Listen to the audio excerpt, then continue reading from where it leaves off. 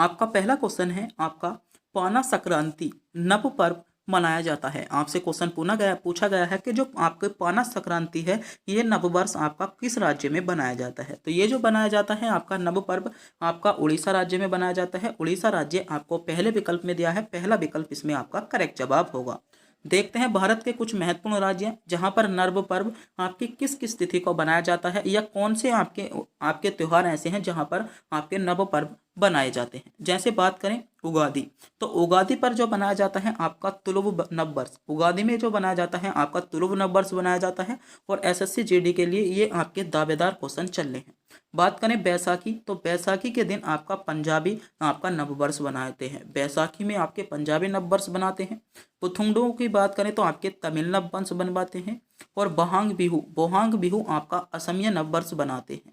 यहाँ से क्वेश्चन आपका एसएससी जीडी 2025 में क्वेश्चन पूछा जाएगा, क्योंकि आपकी परीक्षा के लिए ये टॉपिक बहुत ज़्यादा दावेदार होने वाला है। यहाँ से क्वेश्चन हर साल आपको एसएससी जीडी में देखने को मिलता है। पहला आपका बोईसाख की बात करें तो बंगाली वर्ष नववर्ष होता है। और आपका बेसुत आपका वर्ष की बात करें तो ये आपका जो होता है गुजराती नववर्ष होता है। विशु की बात करें तो मलयालम नववर्ष होता है। और आपका लोअंस आपका सिक्किम नववर्ष होता है। तो आपका ये क्वेश्चन पूछा गया था पाना संक्रांति आपका उड़ीसा में नववर्ष के रूप में बनाई जाती है। बेशतु वर्ष आपका गुजराती में बनाया जाता है। और आपका नबेर आपका कश्मीर में बनाया जाता है। लोसर की बात करें तो लोसर जो होता है अरुणाचल प्रदेश का नववर्ष होता है। आगे बढ़ते हैं। तो मेरे प्यारे साथियों, आज की वीडियो जो होने वाली है एसएससी जीडी 2025 एग्जाम के लिए सेलेक्टेड दावेदार और महत्वपूर्ण क्वेश्चनों के साथ होने वाली है। आज की इस वीडियो के माध्यम से आप यह पता कर सकते हो कि कहां से आपके ज़्यादा क्वेश्चन पूछे जाते हैं, कौन कौन से टॉपिक आपके लिए सेलेक्टेड होने वाले हैं, क्या आपके लिए इन महत्वपूर्ण होने वाला है जो आप इन बचे हुए दिनों में पढ़ो और अपना जीके जीएस का स्कोर अच्छा कर पाओ। तो मेरे प्यारे साथियों, अगर आपका भी एसएससी जीडी 2025 का एग्जाम है तो एक बार इस वीडियो को पूरा ध्यान से जरूर देखिएगा, क्योंकि आज का प्रत्येक क्वेश्चन हमने गोल्डन सेलेक्टेड महत्वपूर्ण क्वेश्चन रखा है, जहां से आपसे क्वेश्चन आपकी परीक्षा में अक्सर आपको क्वेश्चन पूछना जाता है। तो बिना टाइम गवाए करते हैं वीडियो को स्टार्ट। आपका दूसरा क्वेश्चन है सबसे ठंडा ग्रह की संज्ञा किस ग्रह को दी गई है। तो बात करें सबसे ठंडे ग्रह की, तो आपका नेपच्यून को जो दी गई है सबसे आपके ठंडे ग्रह की संज्ञा दी गई है। यानी जिन बच्चों ने विकल्प डी को चुना है बिल्कुल सही चुना है, डी विकल्प इसमें आपका करेक्ट जवाब होगा। तो बात करते हैं ग्रह से संबंधित कुछ महत्वपूर्ण जानकारियों के बारे में, जहां से आपसे क्वेश्चन पूछे जाते हैं और आपकी परीक्षा के लिए इंपॉर्टेंट भी हो जाते हैं। जैसे सबसे बड़े ग्रह की बात करें तो सबसे बड़ा जो ग्रह होता है पृथ्वी, आपका बृहस्पति जो है आपका सबसे बड़ा ग्रह माना जाता है। सबसे बड़ा उपग्रह जो है आपका गैनीमीड आपका जो होता है ग्रेनीमीड आपका जो होता है सबसे बड़ा ग्रह है। और कहाँ का है, आपका बृहस्पति का है। नीली धरती या नीला ग्रह जो कहा जाता है, नीला ग्रह आपका धरती को कहा जाता है।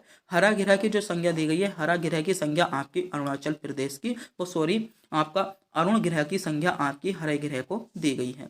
चमकीला ग्रह आपका शुक्र को कहा जाता है। और आपका सौर प्रणाली का निकटतम जो आपका कहा जाता है वह आपका प्रोक्सिमा आपका सेंचुरी को कहा जाता है। सबसे ठंडा आपका नेपच्यून हो जाएगा। और शाम का तारा आपका शुक्र ग्रह को कहा जाता है। आपका अधिकतम उपग्रह वाला ग्रह आपका शनि ग्रह को कहा जाता है। तो ये सभी के सभी आपके महत्वपूर्ण इंपॉर्टेंट फैक्ट हैं, जहां से क्वेश्चन आपकी परीक्षा में पूछा जाता है और आपके लिए बहुत ज़्यादा दावेदार हो जाता है। आपको इनके बारे में पता होना चाहिए। अगला क्वेश्चन है आपका राज्य, धर्म, नस्ल, जाति, लिंग या जन्म के आधार पर किसी भी आपका नागरिक से भेदभाव नहीं करेगा, ये आपका कौन से अनुच्छेद में कहा गया है। तो ये जो कहा गया है मेरे प्यारे साथियों आपका अनुच्छेद 15 में कहा गया है। अनुच्छेद 15 आपको विकल्प ए में दिया गया है। यानी यहाँ पर जिन बच्चों ने विकल्प ए को चुना है बिल्कुल सही चुना है। ए विकल्प यहाँ पर आपका अनुच्छेद 15 के साथ आपका करेक्ट जवाब हो जाता है।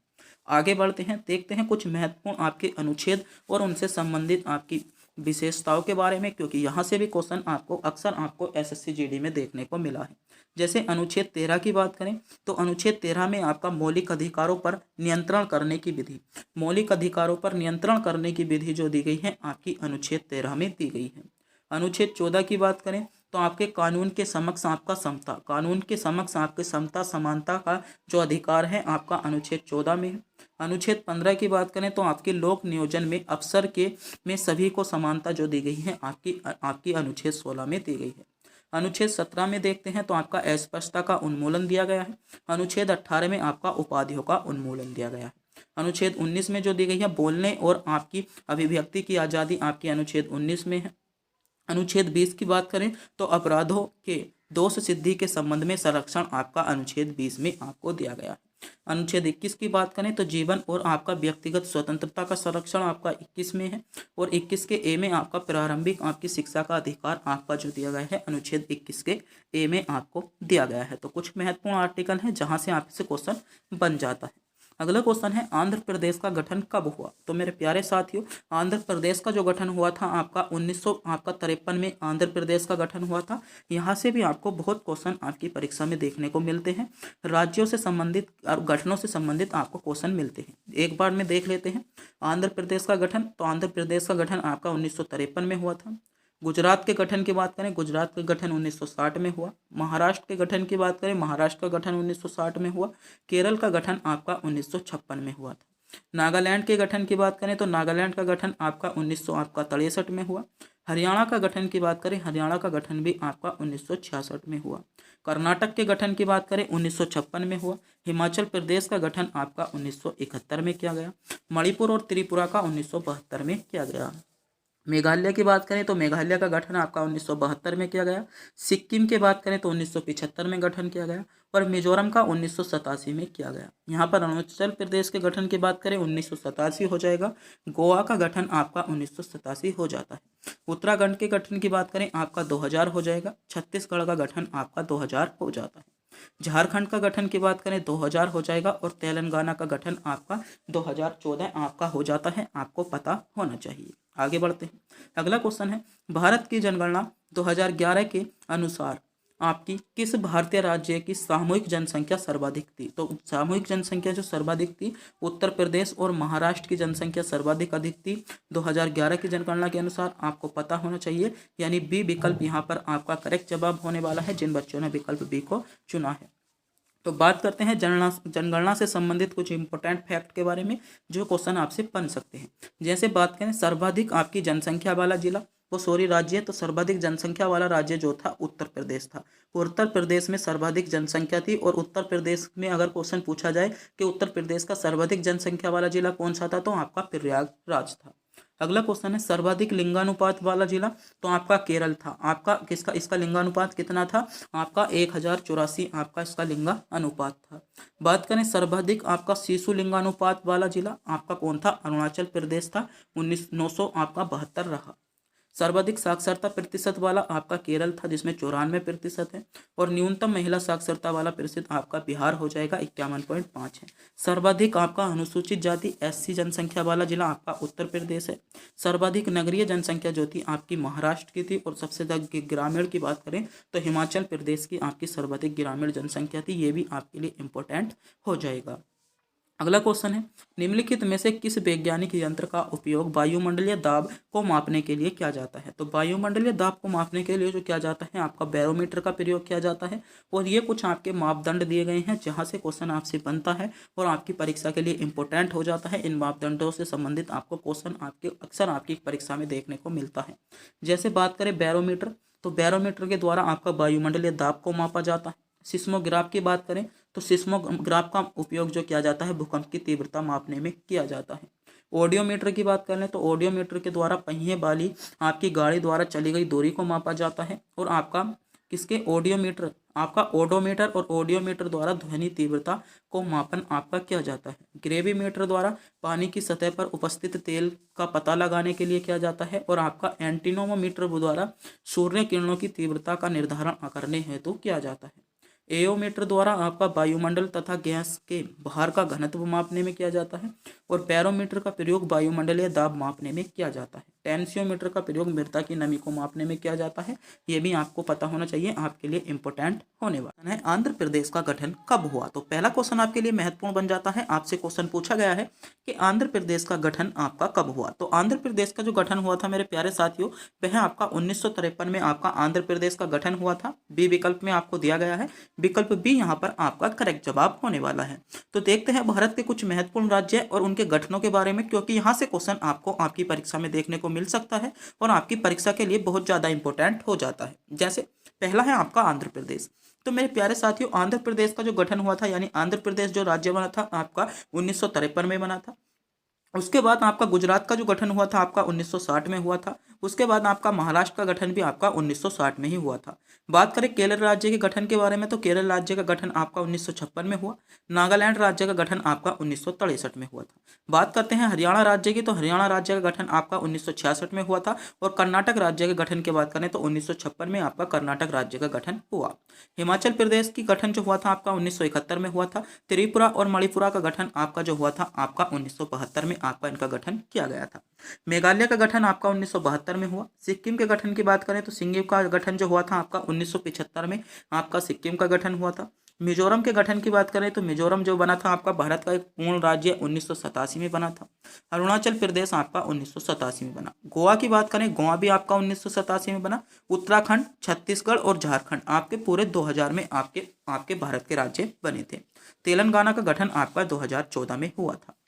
तो ये कुछ आपके महत्वपूर्ण राज्य हैं और उनसे संबंधित आपके गठन है, जहां से आपसे अक्सर आपकी परीक्षा में क्वेश्चन देखने को मिलता है। अगला क्वेश्चन देखते हैं।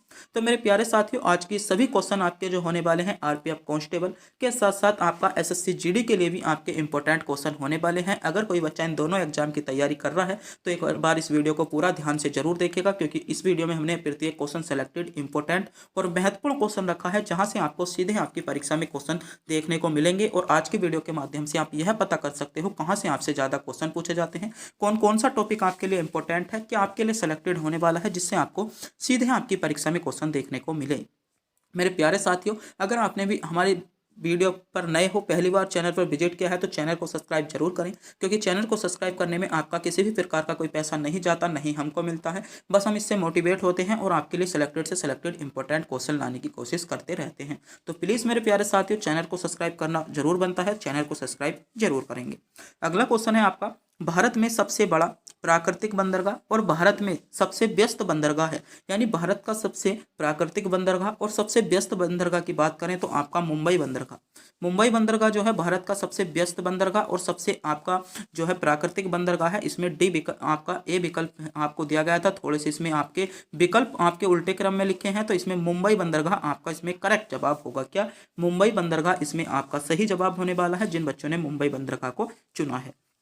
देखते हैं कुछ महत्वपूर्ण बंदरगाह जहां से क्वेश्चन आपसे पूछा गया है। आपका कांडला बंदरगाह, आपका दीनदयाल आपका पोर्ट ट्रस्ट, ये आपका गुजरात राज्य में स्थित है। मोस्ट है, आपसे कई बार क्वेश्चन पूछ लिया जाता है कि कांडला बंदरगाह कहाँ पर स्थित है, तो कांडला बंदरगाह आपका गुजरात राज्य में स्थित है। पारादीप की बात करें तो पारादीप जो है आपका जगत सिंहपुर आपका उड़ीसा में स्थित है। यहीं पर मुंबई की बात करें तो आपका मुंबई बंदरगाह आपका महाराष्ट्र में स्थित है। विशाखापत्तनम बंदरगाह की बात करें, विशाखापत्तनम बंदरगाह आपका आंध्र प्रदेश में स्थित है। आपका जवाहरलाल नेहरू आपका पोर्ट या आपका नवा सेवक इसके नाम से जाना जाता है, आपका महाराष्ट्र में स्थित है। बात करें आपका कामराज आपका बंदरगाह या आपका एन्नोर बंदरगाह, जो आपसे परीक्षा में बहुत ज़्यादा पूछा जाता है, आपका चेन्नई तमिलनाडु में स्थित है। पोर्ट ब्लेयर बंदरगाह की बात करें तो पोर्ट ब्लेयर बंदरगाह आपका अंडमान व निकोबार द्वीप समूह में आपका स्थित है, आपको पता होना चाहिए। अगला क्वेश्चन है आपका बिजाग बंदरगाह की बात करें तो बिजाग बंदरगाह जो है आपका विशाखापत्तनम में स्थित है। तो ये कुछ आपके महत्वपूर्ण बंदरगाह दिए गए थे, जहाँ से क्वेश्चन आपको आपकी परीक्षा में देखने को मिल जाता है। आगे बढ़ते हैं। अगले हैं आपके कुछ महत्वपूर्ण आपके अनुसंधान ये जो है सभी आपके जो है ऐसे हैं जो आरपीएफ में पूछे गए हैं, कहीं ना कहीं एसएससी जीडी दोनों के लिए एग्जाम में के लिए बहुत इंपॉर्टेंट होने वाले हैं, तो आपको इनके बारे में भी पता होना चाहिए। जैसे बात करें भारतीय अनुसंधान संस्थान, तो भारतीय जो कृषि अनुसंधान संस्थान है कहाँ पर है, तो भारतीय कृषि अनुसंधान संस्थान आपका नई दिल्ली में है। दूसरा है आपका केंद्रीय गन्ना अनुसंधान, बहुत ज़्यादा पूछा जाता है, आपका कोयम्बटूर में स्थित है। केंद्रीय वन अनुसंधान संस्थान आपका देहरादून उत्तराखंड में स्थित है, आपको पता होना चाहिए। भारतीय कैंसर अनुसंधान संस्थान की बात करें तो भारतीय कैंसर अनुसंधान संस्थान जो है आपका मुंबई में स्थित है, इसके बारे में भी आपको पता होना चाहिए। भारतीय पेट्रोलियम संस्थान की बात करें, भारतीय पेट्रोलियम संस्थान आपका देहरादून में स्थित है। भारतीय मौसम विज्ञान वेधशाला की बात करें तो भारतीय विज्ञान मौसम जो आपकी वेधशाला है ये आपकी नई दिल्ली में स्थित है, इस बारे में भी आपको पता होना चाहिए। अगला है आपका भारतीय पशु चिकित्सा अनुसंधान संस्थान आपका बरेली उत्तराखंड में स्थित है, आपके लिए इंपॉर्टेंट हो जाएगा। केंद्रीय चावल अनुसंधान संस्थान की बात करें आपका कटक उड़ीसा में स्थित है, और केंद्रीय आपका आलू अनुसंधान संस्थान आपका शिमला हिमाचल प्रदेश में स्थित है। तो ये कुछ आपके महत्वपूर्ण अनुसंधान संस्थान दिए गए हैं, यहाँ से भी क्वेश्चन आपसे आपकी परीक्षा में क्वेश्चन पूछ लिया जाता है। आगे बढ़ते हैं। अगला क्वेश्चन है आपका, आधुनिक रसायन विज्ञान के जनक किसे कहा जाता है। क्वेश्चन इंपॉर्टेंट है कि आधुनिक रसायन विज्ञान के जनक, तो आधुनिक रसायन विज्ञान की बात करें तो आपका एंटोनी लेवोसियर को आधुनिक रसायन विज्ञान का जनक माना जाता है। पहले विकल्प में आपको दिया गया है, पहला विकल्प ए इसमें आपका करेक्ट जवाब होने वाला है। बात करते हैं कुछ महत्वपूर्ण आपकी शाखाओं और उनसे संबंधित आपके जनकों के बारे में। जैसे पहला है आपका आवर्त सारणी का जनक, तो आवर्त सारणी का जनक आपको पता होना चाहिए आपका दिमित्री आपका मेंडलीव को आपका जो माना जाता है आवर्त सारणी का जनक माना जाता है। टीकाकरण के जनक की बात करें तो टीकाकरण का जो जनक माना जाता है आपका एडवर्ड जेनर को आपका टीकाकरण का जनक माना जाता है। परमाणु भौतिकी का जनक की बात करें तो आपका परमाणु भौतिकी का जनक आपका रदरफोर्ड को माना जाता है। आपके लिए इंपॉर्टेंट है, क्वेश्चन आपसे बहुत ज़्यादा आपकी परीक्षा में पूछा जाता है। बात करें हरित क्रांति के जनक की, तो हरित क्रांति के जनक आपका किसे, आपका बोरलो, आपका नॉर्मन बोरलो को आपका हरित क्रांति का जनक माना जाता है। आधुनिक आपका खगोल विज्ञान के जनक जो माना जाता है आपको पता होना चाहिए निकोसल आपका कोपरनिकस को माना जाता है। ये आपके लिए दावेदार क्वेश्चन है, ये क्वेश्चन आपसे आपकी परीक्षा के लिए मोस्ट क्वेश्चन होने वाला है, आपको पता होना चाहिए। अगला है आपका अर्थशास्त्र के जनक, तो अर्थशास्त्र के जनक जो माना जाता है एडम स्मिथ को माना जाता है, महत्वपूर्ण हो जाएगा। वर्गीकरण का जनक आपका किसे माना जाता है, तो आपका कार्ल न्यूटन को आपका वर्गीकरण का जनक माना जाता है। बात करें आपका विकासवाद का जनक, तो आपका चार्ल्स डार्विन को विकासवाद का जनक माना जाता है। आधुनिक भौतिकी का जनक आपका गैलीलियो आपका माना जाता है, ये आपके लिए बहुत ज़्यादा इंपॉर्टेंट होने वाले। तो ये कुछ आपके महत्वपूर्ण जनक थे जिनसे संबंधित जानकारी आपको पता होना चाहिए, क्योंकि यहाँ से भी आपको आपकी परीक्षा में क्वेश्चन देखने को अक्सर मिला है। अगला क्वेश्चन देखते हैं। अगला क्वेश्चन है आपका राज्य, धर्म, नस्ल, जाति, लिंग अथवा जन्म स्थान के आधार पर किसी भी नागरिक के साथ भेदभाव नहीं करेगा, ये आपका किस अनुच्छेद में कहा गया है। अनुच्छेद 15 में, अनुच्छेद 16 में, अनुच्छेद 17 में, अनुच्छेद 20 में। तो किस में कहा गया है, तो ये जो कहा गया है आपका अनुच्छेद किस में कहा गया है, अनुच्छेद आपका 15 में कहा गया है। ए विकल्प इसमें आपका करेक्ट जवाब होगा। जिन बच्चों ने अनुच्छेद 15 को चुना है बिल्कुल सही चुना है, अनुच्छेद 15 इसमें आपका बिल्कुल करेक्ट जवाब होने वाला है।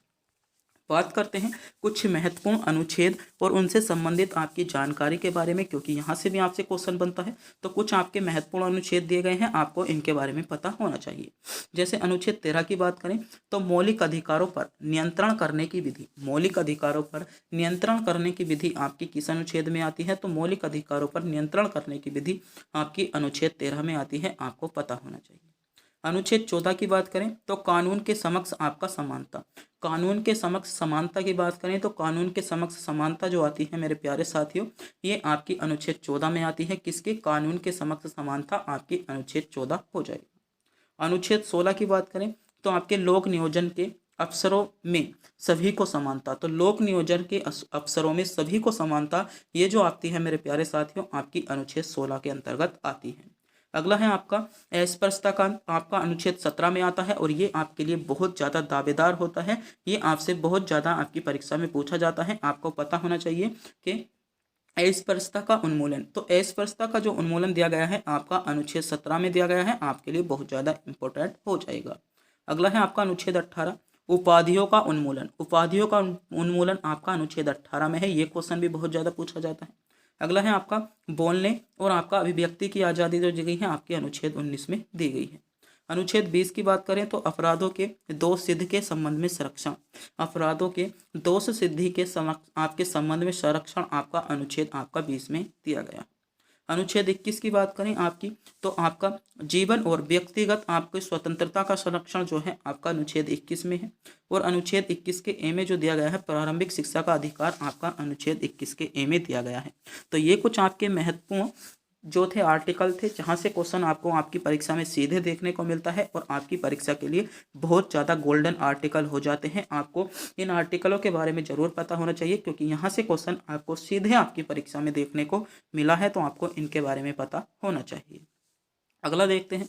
अगला क्वेश्चन है ब्रिक्स में शामिल होने वाला अंतिम देश कौन सा था। तो बात करें ब्रिक्स में शामिल होने वाला अंतिम देश कौन सा था, तो बात करें ब्रिक्स में शामिल होने वाला, तो मेरे प्यारे साथियों, जो ब्रिक्स में शामिल होने वाला अंतिम देश था वह आपका दक्षिण अफ्रीका था।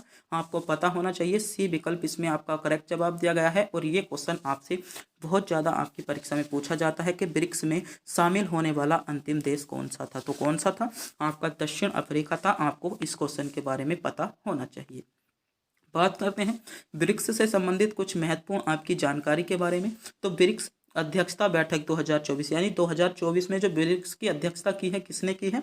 तो आपकी रूस ने की है। किसने की है? ब्रिक्स 2024 की जो आपकी अध्यक्षता की है आपकी रूस ने की है। आपको पता होना चाहिए। इसके मुख्यालय की बात करें तो इसका मुख्यालय जो है आपका संघी चीन में आपका ब्रिक्स का मुख्यालय है। और ब्रिक्स की स्थापना जो की गई थी आपकी 15 जुलाई 2014 को। 15 जुलाई 2014 को आपकी ब्रिक्स की स्थापना की गई है। ये आपका बहुत ज़्यादा इंपॉर्टेंट हो जाएगा। 2025 में ब्रिक्स के आपके 17वें ब्रिक्स सम्मेलन का आयोजन किया जाएगा। ये क्वेश्चन आपके लिए इंपॉर्टेंट है। क्वेश्चन पूछा जा सकता है कि 2025 में कौन से आपके ब्रिक्स सम्मेलन का आयोजन होगा।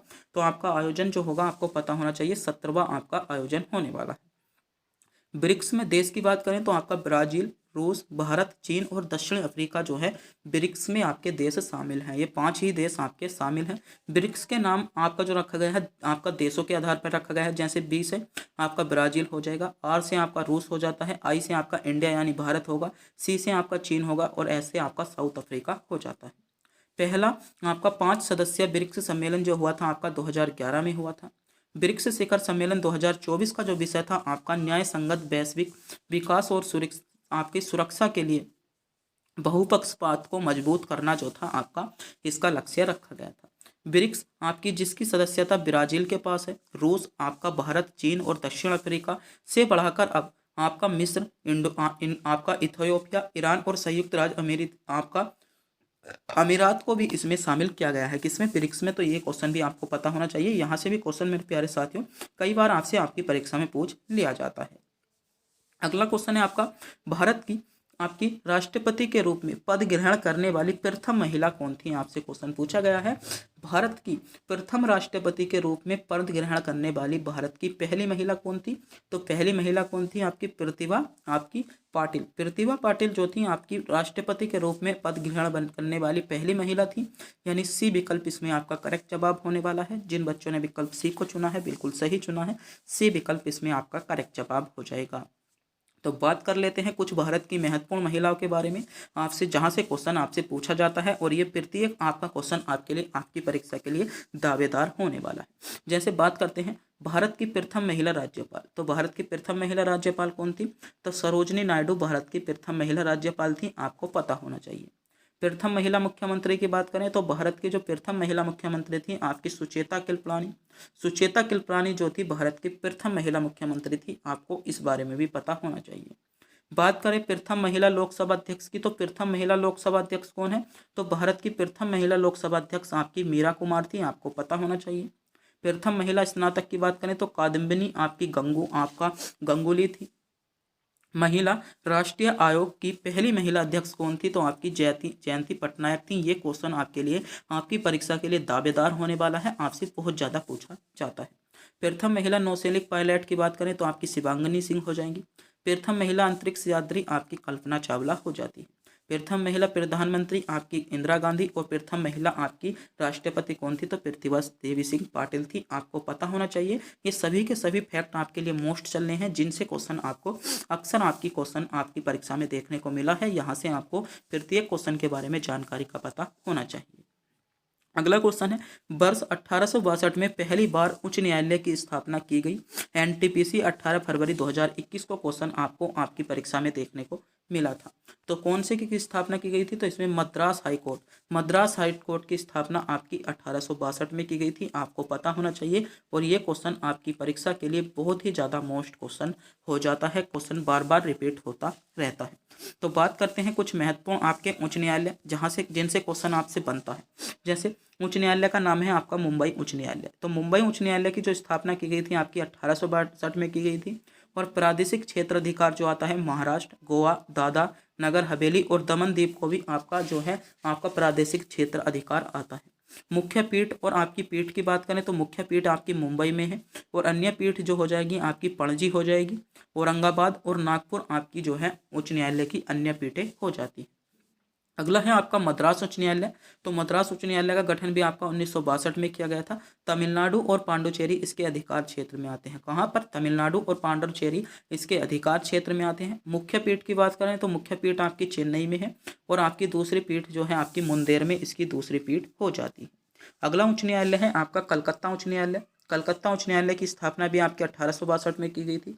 आपका पश्चिम बंगाल और अंडमान निकोबार द्वीप समूह इसके प्रादेशिक क्षेत्र में आते हैं। मुख्य पीठ जो है इसकी आपकी मुख्य पीठ कोलकाता में है और आपकी पोर्ट ब्लेयर में जो है इसकी दूसरी अन्य पीठ इसकी स्थित है। अगला उच्च न्यायालय है आपका इलाहाबाद उच्च न्यायालय। इलाहाबाद उच्च न्यायालय की बात करें तो आपकी 1866 में इसका गठन किया गया था। प्रादेशिक क्षेत्र जो आता है उत्तर प्रदेश आता है।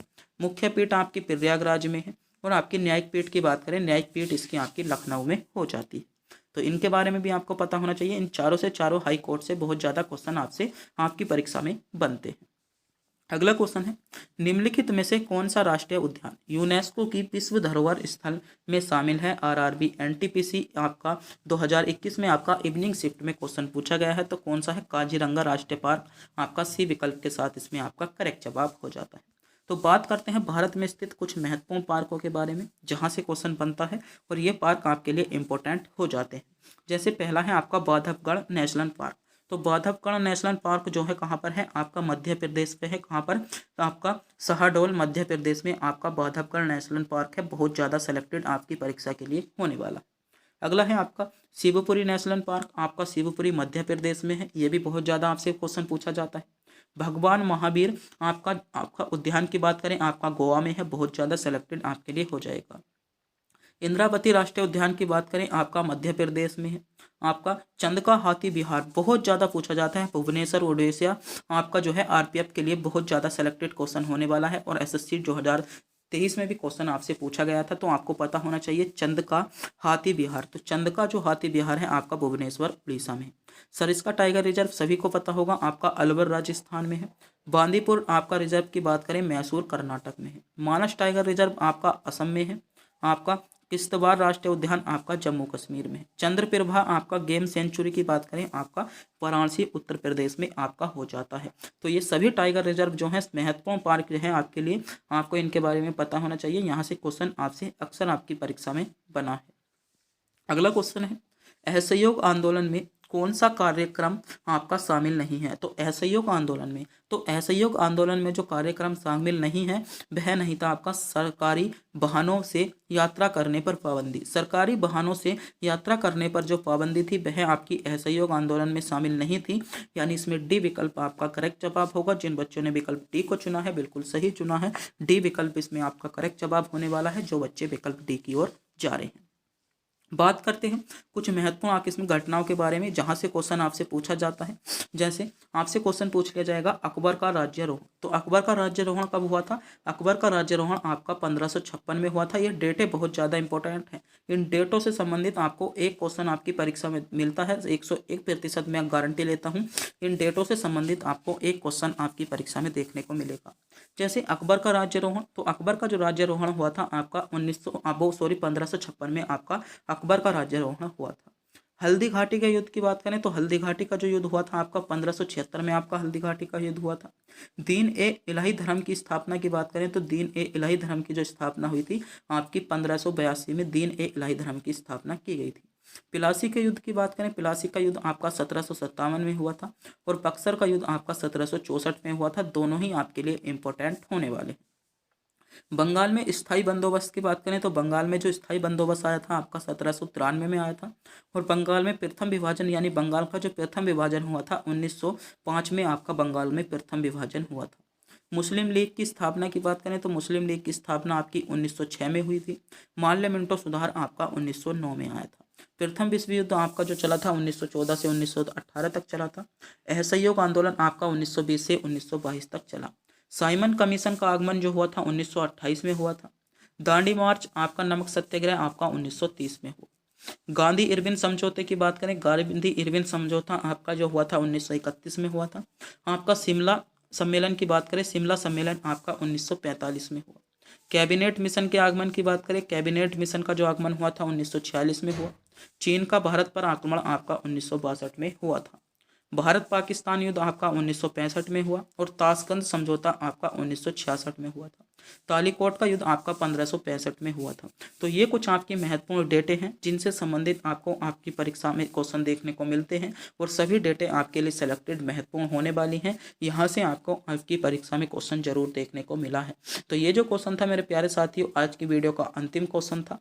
अगर आपको भी वीडियो अच्छी लगी हो, वीडियो को लाइक करें, चैनल पर नए हो चैनल को सब्सक्राइब करें और कमेंट बॉक्स में ये बताना ना भूलें आपको वीडियो कैसी लगी। क्या आपके लिए वीडियो दावेदार थी? क्या सभी क्वेश्चन ऐसे हैं जो आपसे क्वेश्चन में पूछे जाते हैं?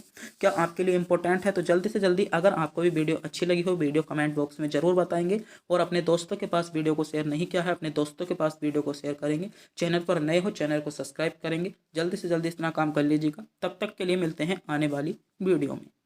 भारत में कौन सा दिन आपका संविधान दिवस के रूप में बनाया जाता है? तो पहला क्वेश्चन जो है आपका एसएससी जीडी एग्जाम के लिए बहुत ज़्यादा इंपॉर्टेंट होने वाला है कि भारत में कौन सा दिन संविधान दिवस, तो संविधान दिवस के रूप में जो बनाया जाता है आपका 26 नवंबर को आपका संविधान दिवस के रूप में बनाया जाता है। पहला ही विकल्प आपका इसमें करेक्ट जवाब होने वाला है।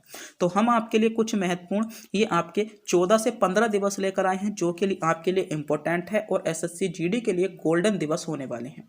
अगर आप इन 14 के 14 दिवसों को कवर कर लेते हो तो मेरे प्यारे साथियों, अगर आपसे एसएससी जीडी में दिवस से संबंधित क्वेश्चन पूछा जाएगा तो आपका इसी में से ही फंसने के चांसेस बन जाते हैं। और ये 14 के 14 दिवस ऐसे हैं जो एसएससी एग्जाम में जीडी के लिए बहुत ज़्यादा सेलेक्टेड होने वाले हैं। जैसे पहला देखते हैं, पहला है आपका राष्ट्रीय युवा दिवस। तो राष्ट्रीय युवा दिवस की बात करें तो राष्ट्रीय युवा दिवस जो बनाया जाता है मेरे प्यारे साथियों आपका 12 जनवरी को राष्ट्रीय युवा दिवस बनाया जाता है और एसएससी जीडी में बहुत ज़्यादा पूछा जाता है। दूसरा है आपका राष्ट्रीय विज्ञान दिवस। तो राष्ट्रीय विज्ञान दिवस जो बनाया जाता है आपका 28 फरवरी को बनाया जाता है। आपको ध्यान रखना है, आपके लिए इंपॉर्टेंट हो जाएगा। राष्ट्रीय विज्ञान दिवस आपका 28 फरवरी हो जाएगा। बात करें विश्व जल दिवस की तो विश्व जल दिवस जो बनाया जाता है आपका 22 मार्च को विश्व जल दिवस बनाया जाता है। और विश्व पृथ्वी दिवस, तो विश्व पृथ्वी दिवस आपका 22 अप्रैल को विश्व पृथ्वी दिवस बनाया जाता है। विश्व पुस्तक एवं आपका कॉपी राइट दिवस जो बनाया जाता है आपका 23 अप्रैल को बनाया जाता है और बहुत ज़्यादा इंपॉर्टेंट आपका एग्जाम के लिए होने वाला है, एसएससी जीडी के लिए आपके लिए दावेदार होने वाला है। अगला है आपका राष्ट्रीय प्रौद्योगिकी दिवस। तो बात करें राष्ट्रीय प्रौद्योगिकी दिवस की तो राष्ट्रीय प्रौद्योगिकी दिवस जो बनाया जाता है आपका 11 मई को राष्ट्रीय प्रौद्योगिकी दिवस बनाया जाता है, आपको ध्यान रखना है। अंतर्राष्ट्रीय संग्रहालय दिवस की बात करें तो अंतर्राष्ट्रीय संग्रहालय दिवस आपका 18 मई को बनाया जाता है। और अंतर्राष्ट्रीय जैव विविधता दिवस की बात करें तो अंतर्राष्ट्रीय जैव विविधता दिवस आपका 22 मई को आपका अंतर्राष्ट्रीय जैव विविधता दिवस बनाया जाता है। अगला है आपका नवा विश्व पर्यावरण दिवस आपका 5 जून को बनाया जाता है। छत्तीसगढ़ आपका रीजनल आपका साइंस सेंटर स्थापना दिवस आपका जो बनाया जाता है 13 मई आपका जुलाई को बनाया जाता है। राष्ट्रीय आपका रिमोट सेटिंग दिवस जो बनाया जाता है आपका 12 अगस्त को बनाया जाता है। और विश्व ओजोन दिवस आपका 16 दिसंबर को बनाया जाता है। आपकी परीक्षा के लिए दावेदार क्वेश्चन होने वाला है। आपसे क्वेश्चन पूछा जा सकता है कि विश्व ओजोन दिवस कब बनाया जाता है? तो विश्व ओजोन दिवस आपका 16 सितंबर को बनाया जाता है। विश्व पशु दिवस की बात करें आपका 4 अक्टूबर को बनाया जाता है। और राष्ट्रीय ऊर्जा संरक्षण दिवस आपका 14 दिसंबर को बनाया जाता है। तो ये मेरे प्यारे साथी सभी के सभी दिवस आपके ऐसे थे जो आपके एसएससी जीडी के लिए दावेदार हैं, क्वेश्चन आपसे पूछे जा सकते हैं। मेरे प्यारे साथियों महत्वपूर्ण सूचना ये है, अगर आप भी इसकी पीडीएफ पाना चाहते हो तो पीडीएफ का लिंक आपको वीडियो के डिस्क्रिप्शन यानी हमारे टेलीग्राम चैनल का लिंक आपको वीडियो के डिस्क्रिप्शन में दिया गया है। अगर आप भी इसकी पीडीएफ पाना चाहते हो तो पीडीएफ आपको हमारे टेलीग्राम चैनल पर मिल जाएगी। हम जाइएगा हमारे टेलीग्राम चैनल को ज्वाइन जरूर करें, क्योंकि टेलीग्राम चैनल को ज्वाइन करने में और हमारे इस यूट्यूब चैनल को सब्सक्राइब करने में आपका कोई भी किसी प्रकार का पैसा नहीं जाएगा, नहीं हमको मिलेगा। हमारे टेलीग्राम चैनल को जरूर आप ज्वाइन कर लें, उसमें आपका ही भला होगा, क्योंकि आप सभी पीडीएफ जो है आपके जो इंपॉर्टेंट क्वेश्चनों के साथ जो एसएससी जीडी में आने वाले फैक्ट हैं आपको हमारे टेलीग्राम चैनल पर मिल जाएंगे। वहां से जाकर जो है आप उनको पढ़ सकते हो और अपने जीके जीएस का स्कोर बढ़ा सकते हो, क्योंकि हम उसमें सभी सेलेक्टेड फैक्ट आपके लिए लेकर आते हैं। तो प्लीज़ हमारे चैनल को सब्सक्राइब जरूर करें, टेलीग्राम चैनल को ज्वाइन जरूर करें और पीडीएफ डाउनलोड करके। और कुछ पोस्टें हमारी ऐसी होती हैं जिनमें पोस्टों में हम सेलेक्टेड क्वेश्चन आपके लिए घेरते हैं जो आपको सीधे आपकी एग्जाम में देखने को मिलते हैं। अगला क्वेश्चन देखते हैं। अगला क्वेश्चन है आपका, गुलनाबाद की लड़ाई आपकी मोहम्मद होतांग आपका होतकी के नेतृत्व में साल में लड़ी गई थी। तो ये आपकी जो लड़ी गई थी आपकी 1722 में लड़ी गई थी। आपको ध्यान होना चाहिए 1722 बी विकल्प में आपको दिया गया है और आपके लिए मोस्ट क्वेश्चन होने वाला है। इस क्वेश्चन के बारे में भी आपको पता होना चाहिए। तो देखते हैं कुछ महत्वपूर्ण युद्ध आपके कब कब लड़े गए, जहाँ से क्वेश्चन आपसे बन सकता है। जैसे पहला है आपका जो एसएससी के फेवरेट युद्ध है, जो एसएससी में बहुत ज़्यादा युद्धों से संबंधित क्वेश्चन पूछे जाते हैं। आप इन युद्धों को नोट करके जाइएगा, यहाँ से ही आपको एक क्वेश्चन जरूर मिलेगा। 2 नंबर का क्वेश्चन है, इनको आप नोट जरूर कीजिएगा। जैसे पहला है पानीपत का प्रथम युद्ध। तो पानीपत का प्रथम युद्ध जो हुआ था आपका 1526 में पानीपत का प्रथम युद्ध हुआ था। पानीपत के दूसरे युद्ध की बात करें तो पानीपत का द्वितीय युद्ध आपका 1556 में हुआ था और पानीपत का तृतीय युद्ध आपका 1761 में हुआ था। तीनों के तीनों युद्ध आपके लिए दावेदार युद्ध हैं।